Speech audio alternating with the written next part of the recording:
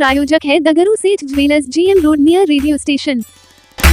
संस्कृत विश्वविद्यालय के मनोरंजन गृह विभाग में कार्यकर्ता संवाद कार्यक्रम का किया गया आयोजन। भारत सरकार के पूर्व केंद्रीय मंत्री थे मुख्य अतिथि के रूप में मौजूद। भारत सरकार के पूर्व केंद्रीय मंत्री रामचंद्र प्रसाद सिंह के द्वारा संस्कृत विश्वविद्यालय के मनोरंजन गृह विभाग में कार्यकर्ता संवाद कार्यक्रम का आयोजन किया गया। संवाद कार्यक्रम की अध्यक्षता डॉक्टर राम मोहन झा ने की। इस अवसर पर बिहार भाजपा शिक्षक प्रकोष्ठ के संयोजक डॉक्टर कन्हैया सिंह सहित भाजपा के कई वरिष्ठ नेता एवं कार्यकर्ता मौजूद थे। पूर्व केंद्रीय मंत्री रामचंद्र प्रसाद सिंह, डॉक्टर कन्हैया सिंह सहित सभी आगत अतिथियों का स्वागत पाग, चादर एवं माला से किया गया। वहीं अध्यक्ष डॉक्टर राम मोहन झा ने कई बातों की चर्चा इस मौके पर की।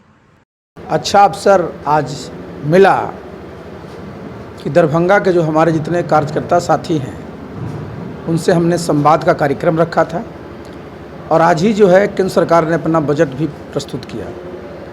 तो सबसे पहले तो मैं माननीय प्रधानमंत्री जी को, माननीय वित्त मंत्री जी को बहुत बहुत धन्यवाद देना चाहता हूं, उनके प्रति आभार प्रकट करना चाहता हूं कि जो आज उन्होंने बजट प्रस्तुत किया है और बजट के माध्यम से जो बिहार को विकसित प्रदेश बनाने के क्रम में जो घोषणाएं की हैं उसकी जितनी भी प्रशंसा की जाए वो कम है।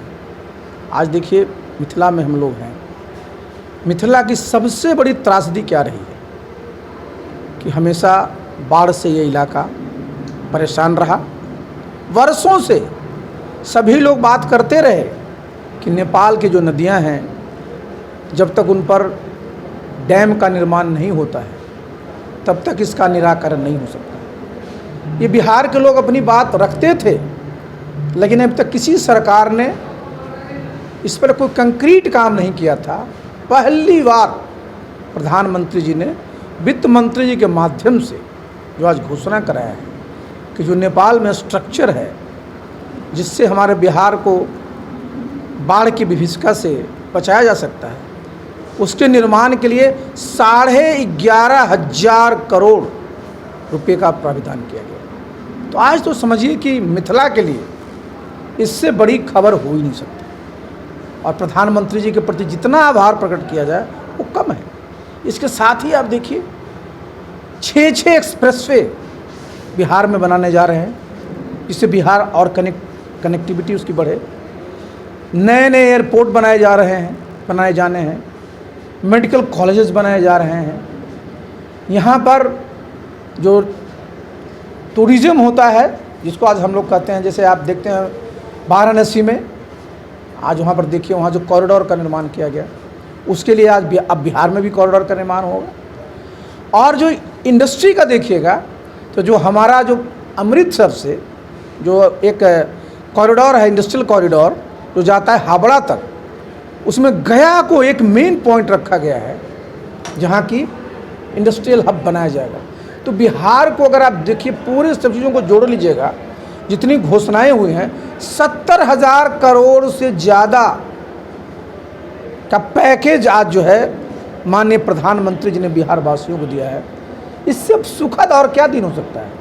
तो इसलिए आज हम लोग बहुत ही प्रसन्न हैं और हम लोग बहुत अपनी तरफ से प्रधानमंत्री जी को धन्यवाद देना चाहते हैं और हम यही चाहते हैं कि जो आज आपने घोषणा किया है, राज्य सरकार केंद्र सरकार दोनों अपनी है, दोनों जगह एनडीए की सरकार है और बिहार के लोग की बहुत उम्मीद है कि इतना बढ़िया मौका कभी आगे शायद ही मिले।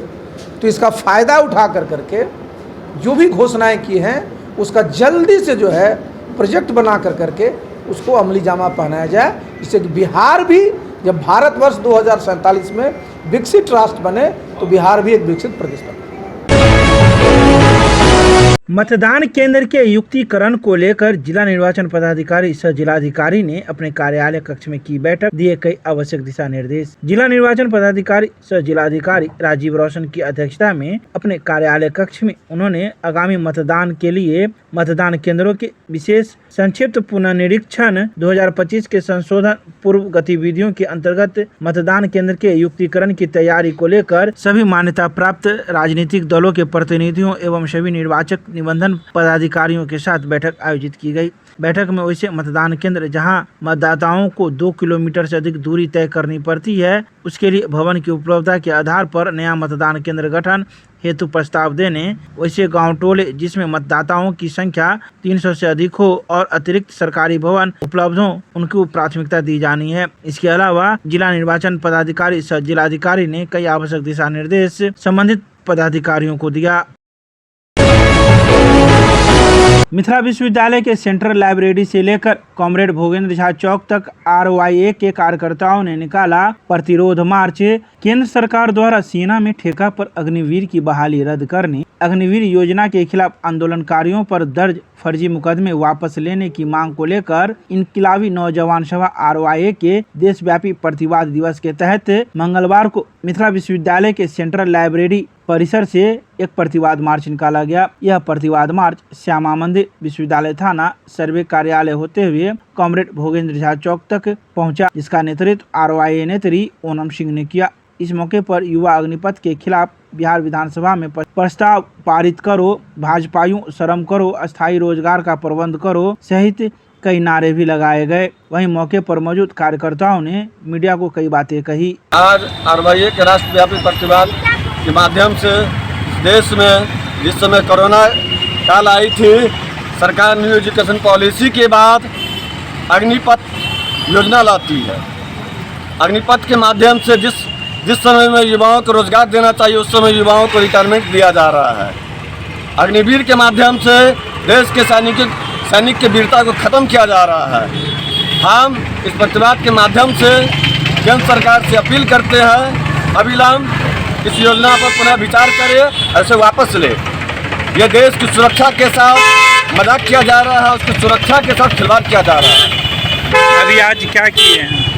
आज हम बाबा नागार्जुन मूर्ति से आयकर चौराहा तक प्रतिवाद मार्च निकाले हैं अग्निपथ इस योजना को लेकर अग्निवीर वापस करने के लिए। अगर मांग नहीं पूरी होती तो फिर क्या करेंगे आप? अगर मांग हमारी पूरी नहीं हुई, फिर से बड़ी संख्या में नौजवानों के साथ और अग्निपथ की तैयारी करने वाले नौजवानों के साथ जबरदस्त आंदोलन किया जाएगा। नाम बताइए। राजू का राष्ट्रीय परिषद सदस्य RYA। इनकलाबी नौजवान सभा RYA के राष्ट्रव्यापी प्रतिवाद के तहत आज देश भर में नौजवान आंदोलन के लिए सड़क पर उतरे हुए हैं। आप जानते हैं कि देश के भीतर जो सरकार है, जो 2 करोड़ प्रति वर्ष रोजगार देने की बात कह करके 2014 में सत्ता में आई थी, वो लगातार देश के नौजवानों को नफरत के आग में झोंक करके देश में सबसे ज़्यादा जनसंख्या वाले नौजवानों का सड़क पर लाने का काम किया है। देश के सुरक्षा के साथ खिलवाड़ किया जा रहा है, देश के नौजवानों के ज़िंदगी के साथ खिलवाड़ कर रहा है और देश के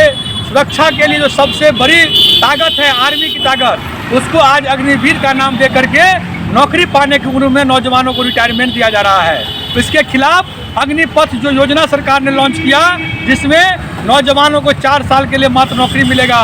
यदि वो उस दौरान शहीद हो जाते हैं तो उनको शहीद का दर्जा नहीं मिलेगा, उनके लिए कोई सम्मानजनक सुरक्षा का गारंटी नहीं है, कोई पेंशन की गारंटी नहीं है। तब हम आज देश के भीतर, जब देश का संसद चल रहा है, हम देश के सड़कों पर इनकलाबी नौजवान सभा ये मांग कर रहे हैं देश के भीतर, संसद के भीतर सदन से और विपक्ष से कि आप इस मुद्दे पर फिर से बहस कराइए और अग्निपथ योजना जो नौजवानों की जिंदगी और देश के सुरक्षा के खिलाफ है, उसको ख़त्म करवाइए और देश में जो नौजवानों तैयारी कर रहे हैं उनको सम्मानजनक आर्मी का नौकरी जो चाहते हैं, जो देश के लिए मर मिटना चाहते हैं नौजवान, उनके लिए एक बेहतर अच्छी नौकरी का व्यवस्था कीजिए। नहीं तो आने वाले समय में हम देश के संसद को घेरेंगे और देश के नौजवानों के लिए एक बड़ा आंदोलन हम अग्निपथ योजना के खिलाफ खड़ा करेंगे। संदीप कुमार चौधरी, राज्य सह सचिव RYA। दरभंगा के नगर थाना क्षेत्र के आयकर चौक के पास बीते दिनों हुए मारपीट के मामले में 2 युवकों को किया गया गिरफ्तार, कागजी कार्रवाई कर भेजा गया न्यायिक हिरासत में। दरभंगा के नगर थाना क्षेत्र के अंतर्गत आयकर चौक पर बीते दिनों हुए मारपीट के मामले में 2 युवकों को गिरफ्तार किया गया है। बता दें कि बीते दिनों हुए मारपीट के मामले में 2 युवक गंभीर रूप से जख्मी हो गए थे, जिनका इलाज DMCH में चल रहा था। वहीं पुलिस ने दर्ज मामले के आधार पर 2 युवकों को गिरफ्तार किया है, जिनमें एक का नाम फरहान अहमद खान उर्फ काविज एवं दूसरे व्यक्ति का नाम नवाज खान है। दोनों लहरियासराय थाना क्षेत्र के अंतर्गत रहने वाले हैं। तो वहीं जहां इन दोनों को जांच के आधार पर पुलिस ने सत्ता पाते हुए कागजी कार्रवाई कर न्यायिक हिरासत में भेज दिया, तो वहीं 6 अज्ञात लोगों के खिलाफ मामला दर्ज है, जिसकी तलाश पुलिस कर रही है।